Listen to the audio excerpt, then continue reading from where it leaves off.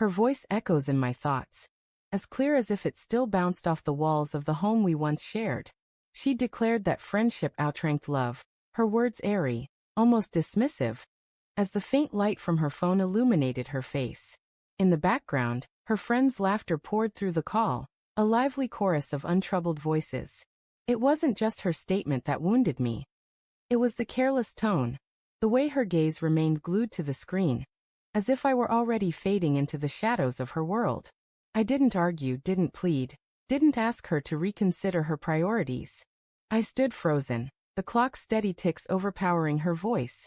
When the silence between us became unbearable, I made a decision she never expected. I began packing my belongings. That night, I left without a single word, without a note, without even the sharp sound of a door slamming. I wasn't merely leaving her. I was walking away from the man who had tolerated her half-truths, her excuses, her indifference. I was abandoning the version of myself who had loved her far more than she ever deserved. We had spent 7 years together, 3 of them sealed by marriage. To outsiders, we were the ideal couple. Spark, connection, smiles that appeared effortless, not forced. For a while, it was real. For a while, she was mine, and I was hers. But then her friends entered our lives, a carefully curated group thriving on attention and drama. They weren't genuine friends. They were spectators, vultures circling for any sign of discord. And she invited them into our world. Every intimate moment, every vulnerability, every disagreement. They knew it all, often before I did. I should have noticed the warning signs sooner. The late nights out with her group, the sudden need for secrecy, the messages she protected like state secrets. But love blinds you, wrapping red flags in soft cloth, convincing you everything is fine, that she'll come back to you until she doesn't. That night, when her words struck me, I didn't just suspect the truth, I understood it. She had chosen them over me long before she admitted it.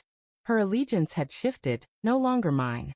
I'd caught glimpses of the hushed conversations in group chats she forgot to mute.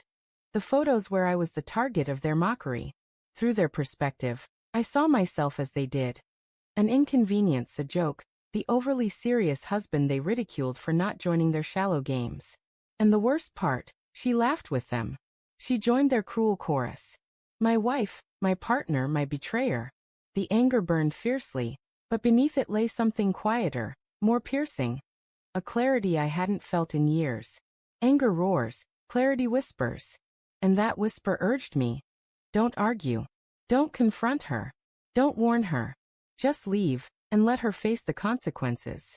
So I did what she never foresaw. I disappeared. Within days, I had secured a new apartment, arranged during one of my frequent business trips. A quiet refuge she knew nothing about. I had been cautious, almost instinctively, as if some part of me had been preparing for this moment. Untangling our finances was simple. I had accounts she didn't know existed. She thought herself clever, bragging to her friends about her modest savings, unaware that the life she enjoyed, our home, her comforts, her small luxuries, depended on resources she'd lose the moment I walked away. A quick call to the bank, a withdrawal from our joint account, a favor from a lawyer friend. By the time she realized I was gone, her cards were worthless. I didn't block her. That would have been too merciful. I left the door slightly open, letting her stumble into the emptiness I'd left behind. She didn't come searching immediately. Pride kept her at bay for 3 days. But then, as expected, she and her posse arrived, descending on my new haven like a victorious procession. From my balcony, I watched them spill out of 2 cars, their laughter strained, her voice louder than the others, trying to hide her unease. I let them knock. I let them call my name. I let their shouts reverberate through the door. When their pounding grew frantic, I opened it, calm in control, dressed in a suit as if I'd been expecting a business meeting, not a showdown. The shock on her face, followed by rage, was worth every sleepless night she'd caused me. You can't just leave like that, she snapped, her friends lingering behind her like a backup chorus. I already have, I replied, my voice even, no need for shouting. You're pathetic, one of them sneered. I turned to her, unwavering.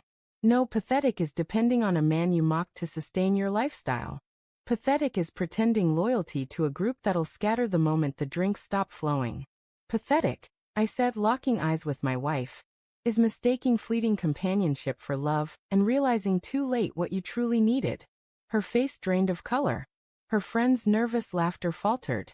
Then I delivered the final strike. By the way, I said, calmly picking up an envelope from a nearby table, the divorce papers are filed. Check your mail. And since everything was in my name, you might want to ask one of your friends here if their couch is available for a while. The silence was deafening, sharp as a blade. Her eyes darted to her friends. Not one stepped forward. Not one offered her support. They shuffled, uneasy. Realizing the performance was over, the music silenced. She tried to speak, her lips trembling, but no words came. I closed the door, slowly, gently, as if sealing her out of my life forever.